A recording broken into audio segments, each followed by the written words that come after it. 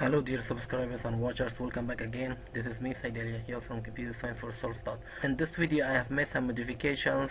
I have created an inner class as the name of database helper, and I extend this subclass from the superclass of SQLite Open Helper.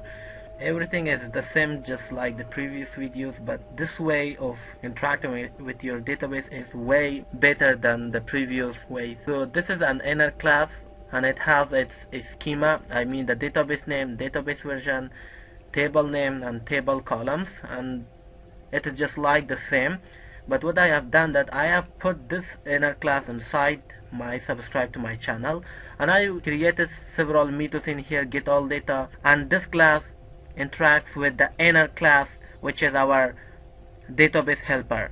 Okay, and this class will interact with the database.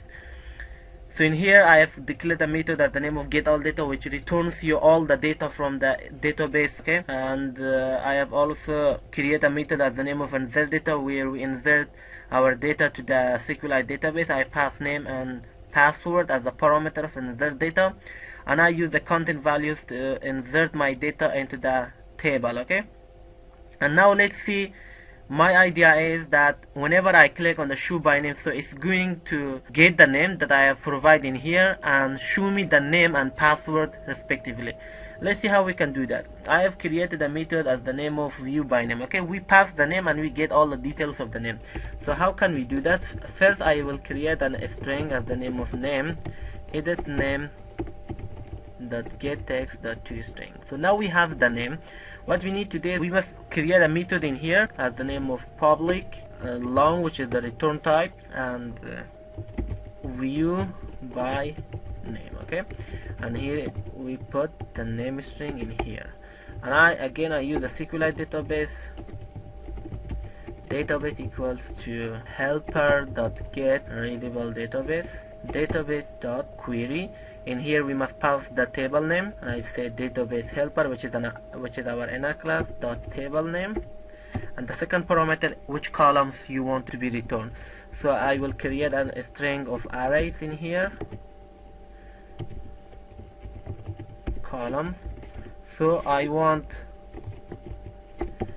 column ID to be returned, column name to be returned, and column password to be returned. Okay, and in here we provide the columns that it returns, and the third parameter is selection, where you want to get the ID, name and password based on some conditions. So I use name in here, and in here I say that database helper dot name, where name equals to, okay, where name equals to question mark. I will substitute this question mark with this name. Okay, how can we do that? So that in the third parameter we pass the value of our selection arc, so it requires an array of a string. Again, you can also declare it outside the method, but for the convention I use it in here, and I pass the name. Okay, and the third parameter is the group by, having, order by, and limit if you want to get the data in a sorted way. So as of now I get only one name or one row of data, so I do not need to group it,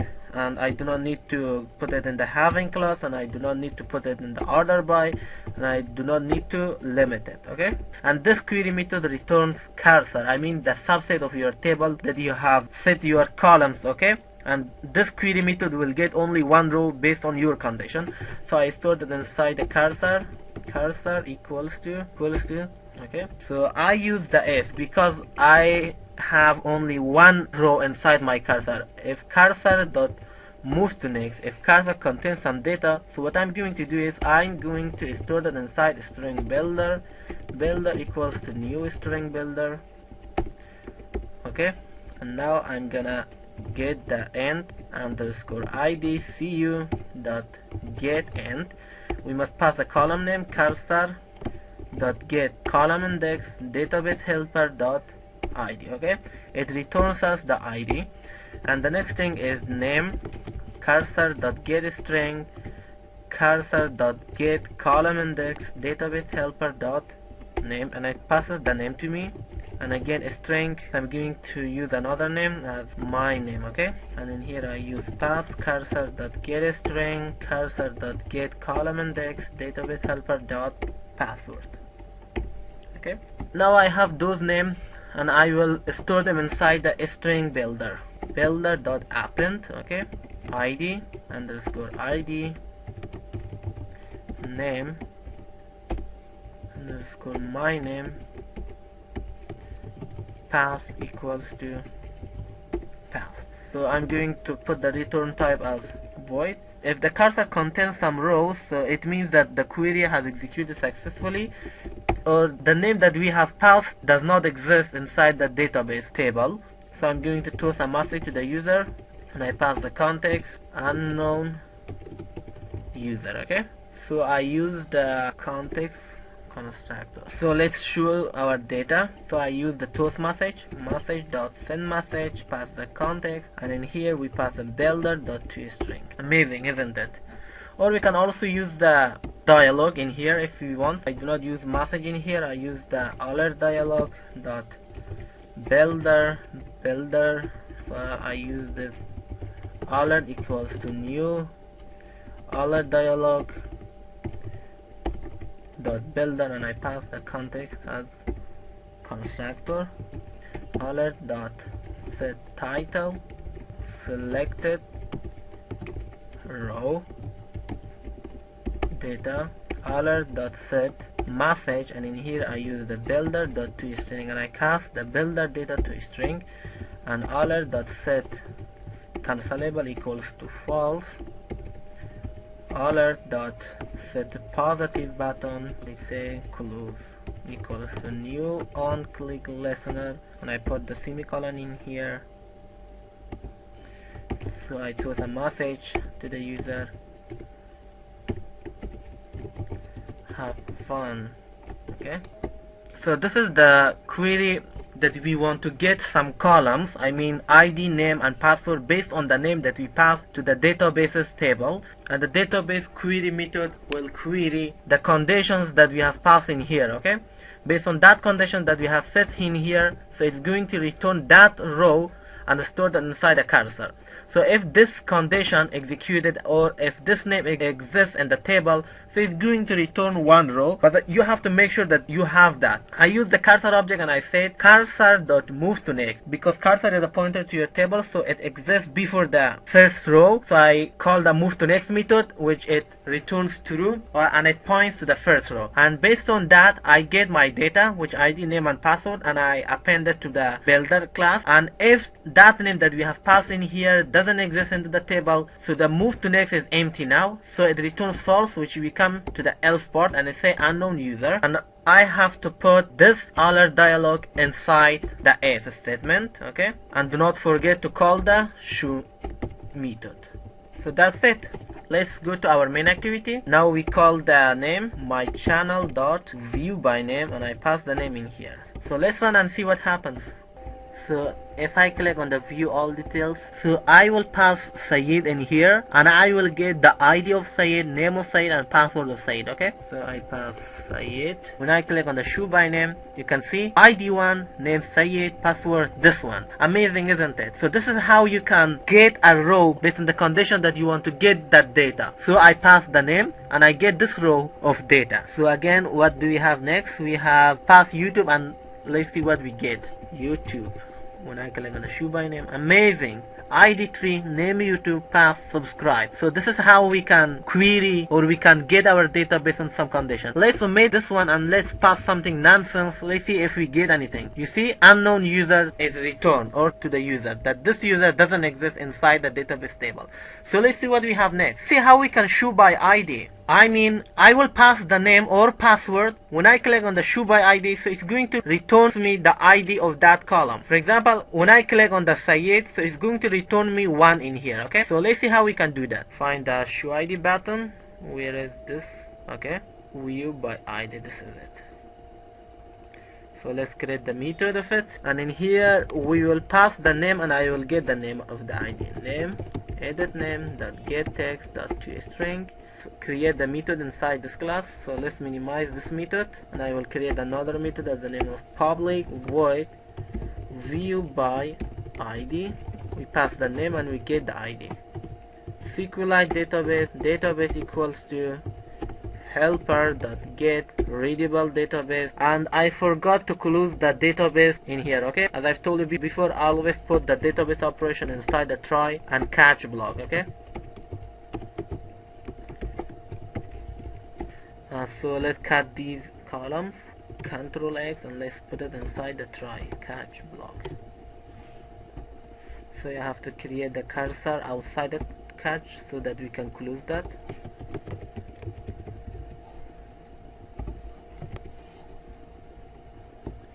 Let's go to finally method. First check if the cursor and database is not null. If the database was not equals to null and cursor was not equals to null, so close them. Database.close, cursor dot close. So let's minimize this. So I've got the database now. I use the try and catch block, and I use the final method for the closing of them. I say e dot print stack trace to show the error in the log cut. So I say, and I create a cursor again in here, cursor equals to null. So database dot query database helper table name, which columns you want to be returned. So I say string, I want database dot return me the ID. So based on which condition? Based on the condition where name, okay, is equals to, and now in here let's pass the ID of our placeholder, new string, and pass the name in here. So I do not want to group it, I do not want to having it, I do not want to order it, I do not want to limit it, because it is one row. If you are dealing with more than one row, you can group them if you want. So it returns a cursor object, so I store it inside the cursor variable, and I use the if again, if cursor dot move to next. So if cursor contains some data, so do that. Else come to here, message dot send message, pass the context, and I say unknown user, and inside the cursor move to next, so I get the ID only. Okay, because we only get the ID, it returns one column and one cell of data. Cursor.getInt, cursor.get column index, database helper, return me the index of the ID. And again I will create a method for showing the data in the alert dialog, because of I don't want to repeat them. So you can write it in here, but now I use the alert dialog again. Builder equals new alert dialog dot builder, pass the context. Make sure that you avoid the repetition. Okay, it is just for the practice purpose. Set title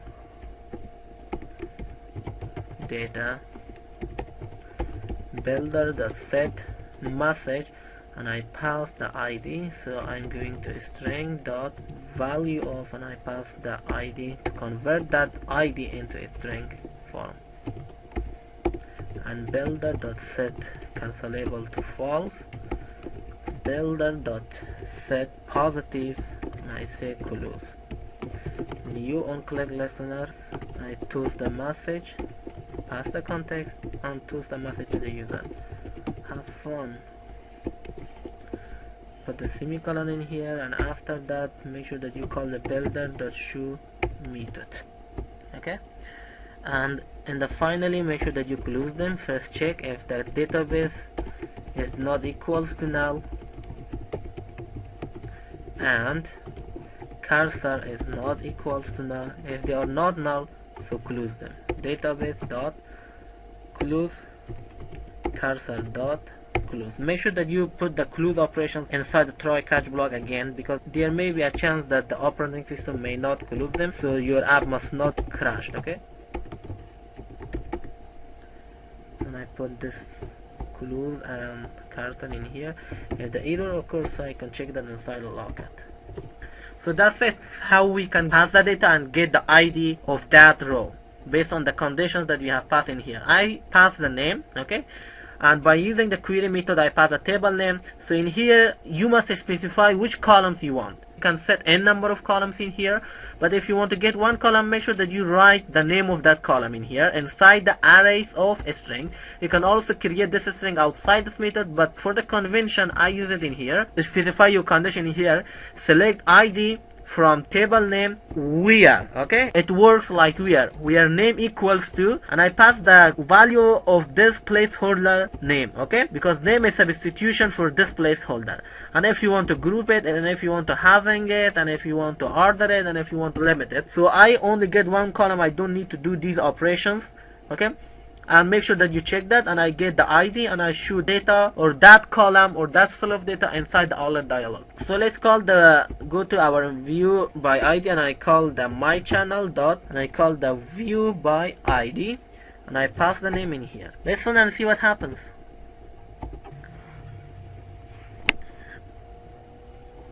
So if I click on the show by ID, unknown user. So how many users we have? So I pass YouTube. Let's see what we get. Let's click on the view by ID. I want to get the ID of that YouTube. So let's see what is the ID of it. It is 3. Okay, it returns 3. You see, it returned me the ID of that row. So let's see how we can delete by name. So I pass the name and I will delete that row of data. First, we must go to activity main and let's find the button of our delete by name. So this is it. Let's create its method inside our main activity. Okay. So I have to get the name again. Get the name.getText, the toString, and let's create the method inside. Subscribe to my channel, and in here I will create public void delete by name, and I pass the name in here. And again I need the SQLiteDatabase, database helper.get writable database. Okay, what I'm going to do is I use the try catch block. If there an exception occurs, I do not want my application to be closed. Okay, and I say database.delete method. First parameter is the table name, and the second parameter is your VR class. So I say where name equals to this one.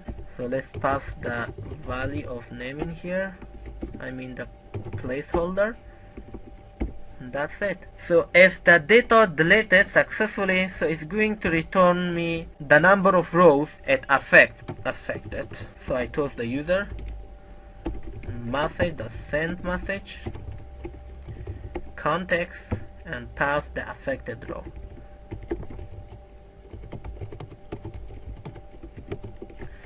And I put the affected in here. It's so easy, isn't it? So let's close our database finally, and I check that if database is not equals to null, so let's close that.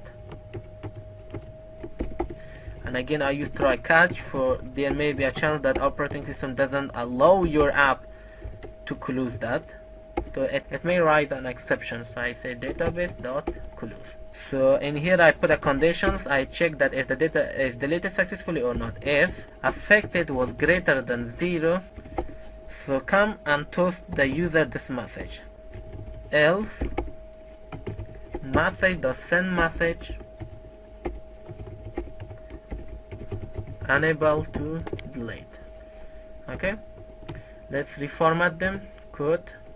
Reformat code, and auto indent lines. Okay, let's run and see what happens in here. Before doing that, I have to call the method my channel dot delete by name, and I pass the name in here. Okay, before doing that, let's check if it works or not. If I click on the delete name, so it's going to toss a message to me unable to delete. Okay, unable to delete because we didn't pass the name we want to delete based on the name. YouTube, and let's go to that.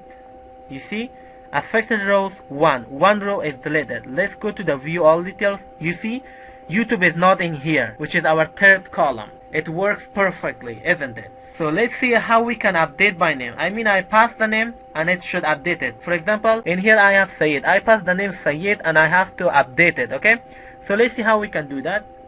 And for that, let's go to the last button, which is our update by name, and let's create this method inside the main activity. First, I have to get the name. Edit name dot get text dot toString. Let's create a method. So I'm going to close this, and inside here, public void update by name, and I pass the name in here.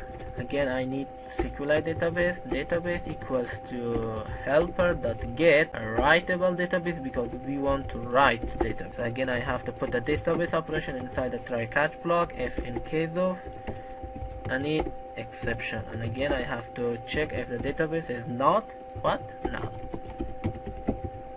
There may be a chance that operating system doesn't allow you to close it, so you must put that inside the try catch block so you can find the error easily. Okay, let's scroll down these. I say database dot, and I call the update method, and the first parameter is your table name. Okay, and the second parameter, you must put the content value, your new values that you want to pass to the database. So again, in here I say that old name and string new name. I use the content values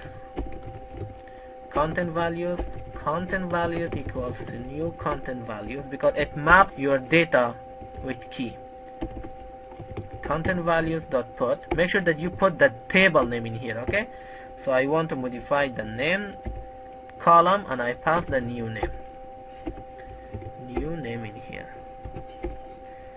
So I pass the content value, I mean our new values, and the third parameter is your conditions. Okay, I say with database helper dot name.